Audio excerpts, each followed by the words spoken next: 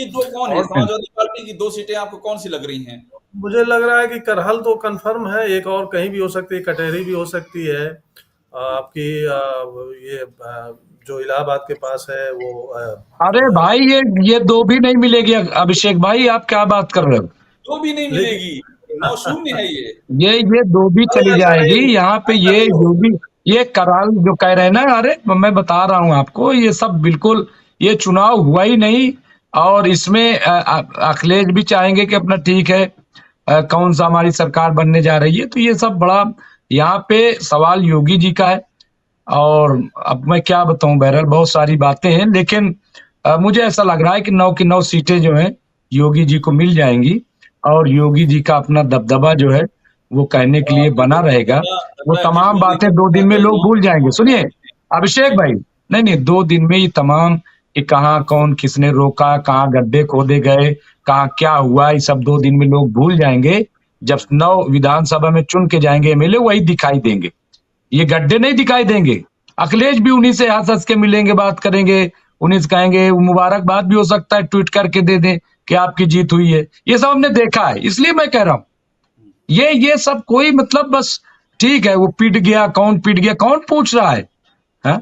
नकाब पे बुरके पे जिस तरह की बातें हुई, अब भाई कोई ठीक है, अखिलेश यादव ने कहा कि नहीं चेक होना चाहिए। सवाल ये है कि जो इलेक्शन कमीशन की गाइडलाइन है उस पर करो ना। हा? हर आदमी चेक करेगा क्या? यहाँ तो आज की हालत ये हो गई अभिषेक भाई कि बजरंग दल वाले, आरएसएस वाले, विश्व हिंदू परिषद वाले, वो तो घरों के पेपर मांगने लगे। वो तो चलते हुए राह में आदमियों के, भाई कहाँ तुम बताओ भाई, कहाँ के हो? बांग्लादेश से तो नहीं आए हो, पाकिस्तान के तो नहीं हो, लाओ दिखाओ। अरे क्या सिस्टम है भाई? है? भाई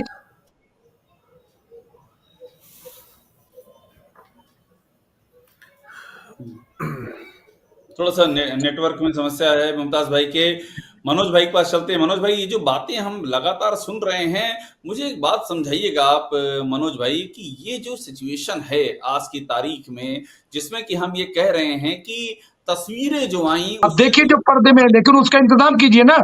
बिल्कुल तो मुमताज इस भाई। तरह की जब तमाम चीजें, ठीक है मुमताज भाई, एक एक एक सवाल जरा ले लूं मैं इधर से मनोज भाई से भी। मुझे एक बात बताइए मनोज, कि ये जो तस्वीरें सामने आ रही हैं, एक मुद्दा बहुत बड़ा है। मुद्दा ये है कि अगर अखिलेश यादव नहीं, जो कि मुमताज बात उठा रहे हैं, तो फिर कौन? क्या ओवैसी के लिए अब ओपनिंग है क्या? क्योंकि मुसलमानों में जिस आज तो पूरा दिन जो है मुसलमानों के मुद्दे के नाम पर रहा। सारे दिन जिस जहां से जो तस्वीरें आई, वहां सिर्फ और सिर्फ मुसलमान, या तो पुरुष या फिर खवातीन, और कोई नहीं। तो ये बताइए मनोज, क्या ये ऐसी तस्वीरें अगर और आई कुछ दिनों तक, तो क्या ओवैसी के लिए यूपी जैसे इलाके में जहां मुसलमान बड़ी तादाद में हैं, क्या ये ओपनिंग है? क्या ये ओवैसी के लिए भी एक ग्राउंड बनता जा रहा है, जो तस्वीरें सामने आ रही हैं? नहीं, ये मसला है ही नहीं कि किसके लिए ग्राउंड बनना है, बल्कि मैं तो इसको एक बड़े लार्जर फ्रेम में देखता हूँ कि पूरे जो एक सबसे बड़ा हमारे देश का अल्पसंख्यक समुदाय है, उसको हर तरह से इस पूरे लोकतांत्रिक व्यवस्था से बाहर करने की कोशिश हो रही है। उसका ये हिस्सा बिल्कुल। है कि आप भले वोटर हैं, लेकिन आप वोट दे नहीं पाएंगे, आपके वोट देने का कोई मतलब नहीं रह गया। ये बहुत खतरनाक होगा इस देश के लिए। फिर दूसरी बात, आप जो पॉलिसी ले रहे हैं, जो आप गवर्नमेंट की जो पॉलिसी है, जो ऑर्डर्स हैं, उसमें आपकी एक पूरे देश के सबसे बड़े अल्पसंख्यक समुदाय के साथ आपके लगातार उसके खिलाफ ले रहे हैं कि आप दुकानों पर नाम लिखो, आप मदरसों में आप सबूत दो इसको कि आपने देश का गान किया कि नहीं किया, ये सबूत दो। रोज देशभक्ति क्या? अब झारखंड में घुसपैठिया कोई मुद्दा है क्या? अगर मुद्दा था तो केंद्र सरकार अब तक क्या कर रही थी चुनाव के पहले? तो ये मुझे ज्यादा खतरा लगता है कि ये किसी के लिए भी चिंता का विषय हो सकता है। बात सिर्फ मुसलमानों की नहीं है। इस देश के संविधान में जो भी भरोसा करते हैं कि क्या इस देश में एक बड़े जो सबसे बड़ा अल्पसंख्यक समुदाय है, उसका उसकी पूरी लोकतांत्रिक व्यवस्था से उसको बाहर कर देना है, उसके सारे अधिकारों को छीन लेना है, नहीं, तो उसे यहीं पर वोट मनोज, यहीं पर सवाल ये है, जो अभी जो खतरनाक अभी होगा मुमताज ये। उठा रहे हैं, सवाल ये है कि ऐसे में कोई तो होगा जो मुसलमानों के लिए खुल करके आवाज उठाए, उनके मुद्दों पर बचे ना। आमतौर पर क्या होता है कि पार्टियां बात तो करती हैं, लेकिन कुछ मुद्दों पे बात करेंगी और उनके बहुत सारे मुद्दों पे साइलेंट हो जाएंगी, वहां नहीं बात करेंगी। तो इसीलिए मैं आपसे पूछ रहा हूं कि क्या ओवैसी जैसे लीडर के लिए जो अल्पसंख्यकों की बात, मुसलमानों की बात बहुत ही खुल के करते हैं, उनका हर मुद्दा उठाते हैं, क्या ये उनके लिए यूपी में एक बड़ी ओपनिंग की दस्तक है क्या ये जो हो रहा है? नहीं, मुझे नहीं लगता कि उससे ओपनिंग मिलेगी, क्योंकि और भी जगह पर वो इसी तरह के पूरे देश के हालात हैं। कुछ लोग जरूर बोल रहे हैं, लेकिन मैं ये कहूंगा कि जो देश का विपक्ष है उसमें से ज्यादातर विपक्ष जो है, कुछ लेफ्ट पार्टियों को छोड़ दें या ओवैसी को छोड़ दें, तो ज्यादातर लोग जो है वो पूरी राजनीति राइट शिफ्ट हो गई है।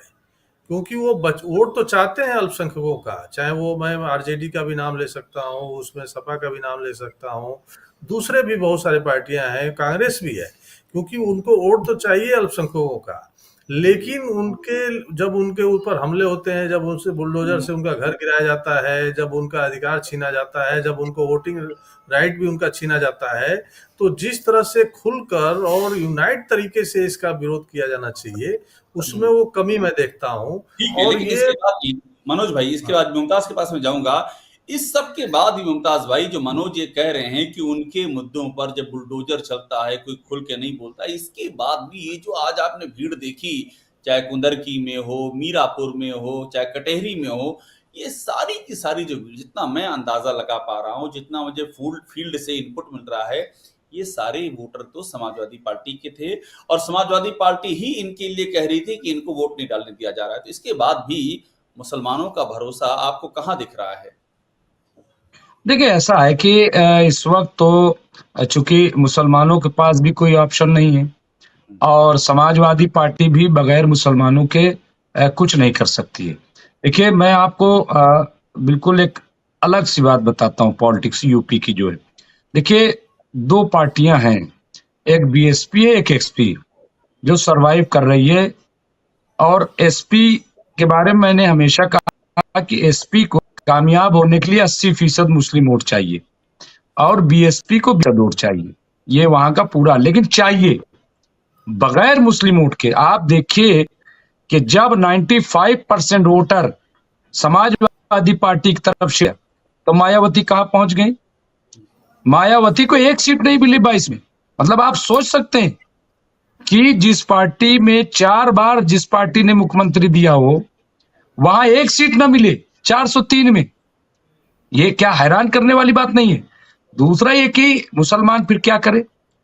क्या वो वोट न दे? ऐसा मुमकिन नहीं है। अब जहां तक आपने, इसलिए अखिलेश, और चूंकि कांग्रेस भी नहीं थी इस बार, ये एक्सपेरिमेंट भी इसीलिए, देखिए समाजवादी को पता था कि कांग्रेस की तरफ मुसलमानों का बहुत तेजी से रुझान हो रहा है, उनको थोड़ा सा कुछ बेटर लग रहा है कि चलो कम से कम एक, तो इसलिए जो है अखिलेश यादव ने बड़ी जो है सियासी एक तरीके से कदम उठाया कि कांग्रेस को कहा कि भाई तुम एक सीट भी न लड़ो और हम ही सब पे लड़ेंगे। तो अब मुसलमान कहां जाएगा? जहां तक ओवैसी की बात कर रहे हो, देखिए पावर हाउस, मैं आपको बहुत इजी वे में, और जो भी देख रहे हैं वो सुन लें, पावर हाउस चाहे जितना बड़ा हो, जितना वोल्टेज का उसमें पावर हो, लेकिन अगर तार नहीं बिछी, खंबे नहीं गड़े, कनेक्शन नहीं गया, तो बिजली कहां जाएगी? बिजली पहुंचेगी नहीं है? तो इसी तरीके से ओवैसी का हाल है। भाई ओवैसी यूपी में क्या चुनाव लड़ने आए? खाली काम क्या कर रहे हैं? अब बहराइच गया कोई? आप बताइए, बहराइच में इतना सब कुछ हुआ, क्या कोई गया? नहीं गया। तो इसलिए बहुत सारी चीजें हैं, सिर्फ बयान से अभिषेक भाई नहीं होता है, टीवी पे दिखाई देने से ना वो सियासत नहीं होती खाली। वरना सुरजेवाला जो है वो एमपी लोकसभा जीत लेते, राज्यसभा थोड़ी उनको जाना पड़ता। अगर टीवी पे ही बोलना है, दिन भर बोलते थे कांग्रेस पे, विधायक का चुनाव 2-2, 3-3 बार हार गए। तो इसका मतलब कि टीवी बोलने से कुछ नहीं होता है, आप ग्राउंड पे कितना जाते हो। हाँ, और वैसी तो इस बार महाराष्ट्र की सीट हार गए, नहीं हार गए? बताइए, इम्तियाज जलील क्या जीत पाए? वो सिमट गए। और माफ कीजिएगा, अगर कांग्रेस हमदर्दी न दिखाती हम हैदराबाद में, और अगर कैंडिडेट खड़ा कर देती, तो वैसी के लाले पड़ जाते। मैं बाखुदा बता रहा हूं आपको। इसलिए बहुत किसी को गलत फहमी नहीं रहनी चाहिए। मुसलमानों का देखिए ताल्लुक जहां तक है अभिषेक भाई, हमेशा उन्होंने सेकुलर लीडर को चुना है, सेकुलर लीडर को खड़ा किया है, वो जानता है कि ना हमें सीएम बनना है ना हमें पीएम बनना है। हमारे तो जो मुद्दे हैं वो हमें उठाए जाए, हमें सिक्योरिटी दी जाए। अब बिल्कुल ठीक इतनी कह रहे हैं। मजबूत अपोजिशन, एक मिनट, इतनी अपोजिशन मजबूत है, इसके बावजूद अगर सिक्योरिटी नहीं दे रही है, इसके बावजूद अगर मैदान में नहीं उतर रही है, तो फिर कुछ नहीं होने वाला है। और ये सरकार में तो आएंगे ही नहीं, मैं आपको बता रहा हूँ, कभी सरकार में नहीं आएंगे, हाँ, कभी नहीं आएंगे, एक ये बड़ी चाहे बात जितना आपने एग्जिट पोल निकाल मैं दीजिए। आऊंगा मुमताज भाई, तुरंत इस पर रिएक्शन लूंगा मनोज भाई से, लेकिन उसके पहले आपको हम एक दिखा दें, हमारे पास आ गया है महाराष्ट्र का महा एग्जिट पोल। महा एग्जिट पोल का मतलब ये है जो अलग अलग एग्जिट पोल है उन सबका निचोड़ जिसे आप कहते हैं, और उसमें अभी देखेंगे आप 159 एनडीए, 160 से एक कम 159, यानी कि साफ मेजॉरिटी, क्लियर बहुमत है। और इंडिया गठबंधन की सीटें हैं 116, अदर्स हैं 13, यानी कि बहुत ही आसानी से ये जो एक कंबाइंड एग्जिट पोल है, अलग अलग एग्जिट पोलों का निचोड़, उसके मुताबिक बहुत ही आसानी के साथ में एनडीए बहुमत का आंकड़ा यहां पर पार कर रहा है। ये आपको हमने बताया महाराष्ट्र का हाल।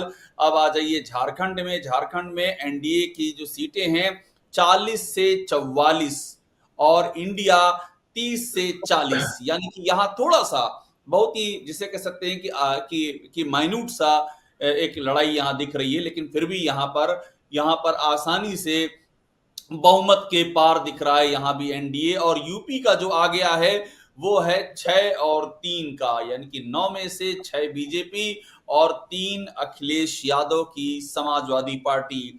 मनोज भाई, ये तो जो हम देख रहे हैं अभी आज की तारीख में, ये जेवीसी का जो हम पूरा आपको नया जो डेटा हम दिखा रहे हैं, ये तो इस बात की पुष्टि कर रहा है कि तीनों जगहों पर बीजेपी ही चुनाव जीत रही है। अब मेरा सवाल ये है कि इसका यूपी पर असर क्या होगा, इसके बारे में बहुत चर्चा है। अगर महाराष्ट्र में बीजेपी जीतती है जिस तरह से डेटा आ रहे हैं, अगर झारखंड में बीजेपी ऐसी आसानी से जीतती है और हरियाणा वो जीत चुकी है, तो क्या यूपी में सत्ता का सिंहासन क्या वो बदल सकता है क्या? ये एक बड़ा सवाल है मनोज। अब अगर न भी बदले, देखिए चुनाव में अगर महाराष्ट्र झारखंड में बीजेपी जीतती भी है या हार भी जाती है, तब भी यूपी में जो सत्ता में बदलाव भले ना हो, लेकिन सत्ता संघर्ष तेज होगा। तेज होगा। क्योंकि जो दिख रहा है कि अब योगी अपने हिसाब से पूरे यूपी में चलना चाहते हैं, और उनको ये लग रहा है कि कहीं कहीं आगे चल के मैं राजनीति में मोदी का सक्सेसर मैं ही रहूंगा। और जो कटेंगे बटेंगे को जिस तरह से आरएसएस ने सपोर्ट किया है, बैक किया है, उसका दूसरे तरफ से नेशनल पॉलिटिक्स में मोदी और दूसरे ओर से उसको दूसरे नारे के तौर पर लाया गया और कहा गया कि नहीं, ये नहीं चलेगा, महाराष्ट्र में सहयोगी दल ही कह रहे थे। तो ये सब जो सत्ता संघर्ष है वो आगे के दिल्ली के गद्दी के लिए जो सत्ता संघर्ष है वो दिख रहा है, और उसमें यूपी बनेगा। मतलब बीजेपी के अंदर आंतरिक संघर्ष जो है मुझे लगता है कि और तेज होना है। बिल्कुल इस मुद्दे पर और हम बात करेंगे, मुमताज भाई से राय लेंगे, लेकिन मैं आपको बता दूं हमारे पास जो है मैट्रिज और जेवीसी इन दोनों के ही डेटा आ गए हैं। मैट्रिज का 7 और 2 यूपी में, यानी कि 7 बीजेपी 2 समाजवादी पार्टी, जेवीसी बता रही है कि 6 बीजेपी और 3 समाजवादी पार्टी। एक बात मुझे जरा इस पर आ जाते हैं एक बार मुमताज भाई, आपको बहुत ही अच्छी समझ है यूपी में, तमाम सारी सीटें आप खुद भी घूमे हुए हैं, आप तो साफ ही रहे हैं। मुझे ये बताइए, ये जो कह रहे हैं 7 और 6, एक जगह 2 एक जगह 3, वो कौन सी 2 या 3 सीटें आपको लग रही हैं जो कि समाजवादी पार्टी निकाल ले जाएगी इन हालातों में भी? देखिए, मुझे तो अगर फेयर इलेक्शन होता, जो तस्वीरें आई ना आती, तो मुझे लग रहा था कि समाजवादी हर जगह कामयाब हो जाती।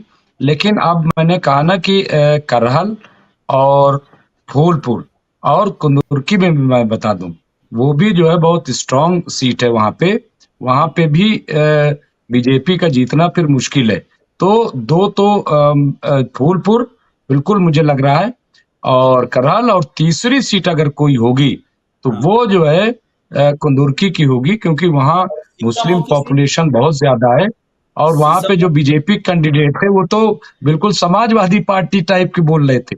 वहां जाकर के देखिए तो वो टोपी लगा के घूम रहे थे वहां तो इसलिए जी, लेकिन उनको वोट मिलेगा नहीं, तो क्योंकि संभल का तो और बिल्कुल माहौल आप समझते हैं वहां पे। हम्म, तो इसलिए मुझे लग रहा है कि अच्छा, पहले तो अच्छा कुंदुरकी में आपको बताऊं, वहां शिया पॉपुलेशन बहुत है अभिषेक भाई। कुदरती में। लेकिन जब से योगी जी आए या मोदी जी के बाद भी, तो एक बिल्कुल से चेंज आ गया। जो इनके साथ शिया किसी न किसी तरीके से जुड़ा रहता था, लेकिन जिस तरह की बयानबाजी हुई कि सबको एक तरफ तौल दिया, तो शिया तबका भी अब इनके साथ नहीं रहा। वो भी इनसे बिल्कुल अलग हो गया है और वो इनके खिलाफ ही वोट करेगा। तो इसलिए मुझे लग रहा है कि कुंदुरकी भी इनके हाथ से जाएगी, मतलब इतना वोट पड़ेगा कि तमाम बेईमानी के बावजूद भी वो सीट निकल सकती, मुझे ऐसा लगता है। सीतामऊ को लेकर के आपको क्या लग रहा है? वहां इरफान सोलंकी की सीट, उनकी बेगम वहां से लड़ रही हैं, नसीम सोलंकी, और वहां की जो सीट है वो भी बड़ी मजबूत सीट है समाजवादी पार्टी की, कानपुर का सीसामऊ। देखिए, मैंने बताया ना कि मैं वही कह रहा हूँ अभिषेक भाई, सब जानते हैं, सबको पता है। मैं तो कह रहा हूँ कि फेयर होता तो 9 सीटें समाजवादी जीतती। मैं तो ये कह रहा हूँ, हम्म, मैं इतना कॉन्फिडेंट हूं कि 9 की 9 सीटें जीतती, क्योंकि आप हवा नहीं देख रहे 24 की। हाँ, और ये डर नहीं था कि अयोध्या की सीट पे चुनाव नहीं कराया गया। किस बात का डर था बताइए? और ये जो आज सुबह से तस्वीरें किस बात की तरफ इशारा है? ये डर ही तो था, गड्ढा खोदना क्या था? हाँ, सन्नाटा दिखाई दे रहा है जहां पे एक माहौल अच्छा होता है चुनाव का, कि साहब एक पर्व, हम तो इसको पर्व मानते हैं ना। क्या पर्व में सन्नाटा होता है क्या? पर्व में कोई गन लेके खड़ा हो जाता है क्या? पर्व में तो जगह जगह जो है पानी पिलाया जाता है, जगह जगह जो है व्यवस्थाएं की जाती हैं। हर आदमी के चेहरे पे मुस्कान होती है, और होती थी ये, ऐसा नहीं कि नहीं होती थी।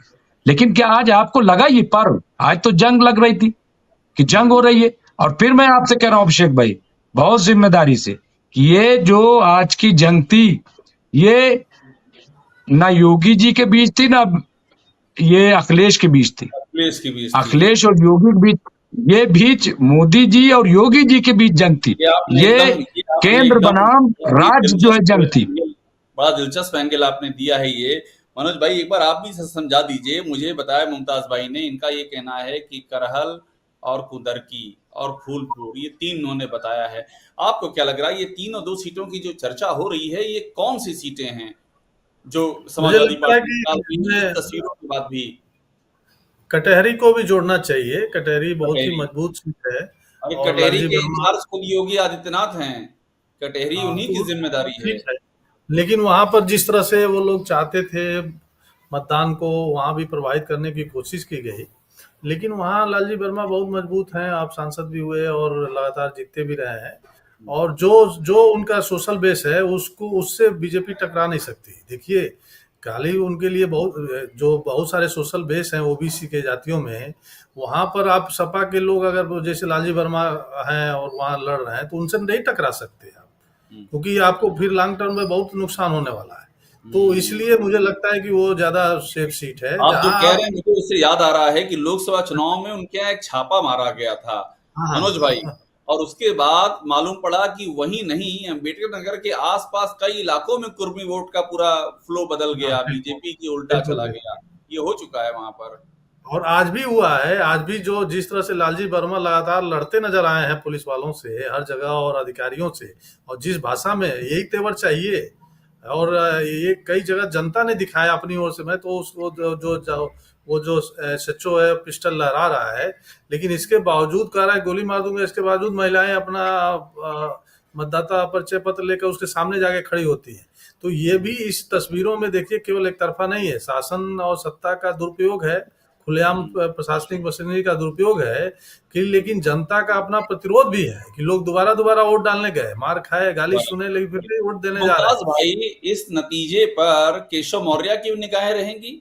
क्या होने जा रहा है 23 तारीख को? केशव मौर्य। कमाल हो गया भाई। ऐसा है कि केशव मौर्य भी क्या है, ये तो केंद्र की बात करिए ना, केंद्र जिस पे नजरे करम करे भाई। लेकिन उसकी चले तो आरएसएस तो योगी जी के साथ बिल्कुल वो सत्तू और गुड़ लेकर के बिल्कुल खड़ी हुई है, ठीक है। और इसीलिए वो जगह जगह आप देखिए वो नारा जो आपने कहा, वरना मैं तो यही कह रहा हूं कि भाई ये बताइए, सबका साथ, सबका विकास, सबका विश्वास, सबका प्रयास, इससे अच्छा नारा क्या कोई हो सकता है? हाँ? कौन कट रहा है, कौन बंट रहा है, कहां हो रहा है? हाँ? ये क्यों नारा आया? अब क्यों आरएसएस ने इसका सपोर्ट किया? हाँ? वो आरएसएस जो अजीत पवार को नहीं देखना चाहती थी, वो आरएसएस जिसने कर्नाटक में हारने के बाद किस पे ठीकरा फोड़ा था, अब वो आरएसएस कि जिसके इंद्रेश कुमार ने राजस्थान जयपुर में क्या कहा था मोदी जी के लिए, क्या किसी को याद नहीं है? हाँ? और जो बीजेपी के अध्यक्ष थे चुनाव से पहले क्या कहा था आरएसएस के लिए, क्या किसी को याद नहीं है? हाँ? और मैं आपको बताऊं, देखिए सत्ता जो है ना अभिषेक भाई, अजीबोगरीब चीज है, अजीबोगरीब, चाहे जिस दौर में रही हो, ये अपना पराया नहीं देखती है।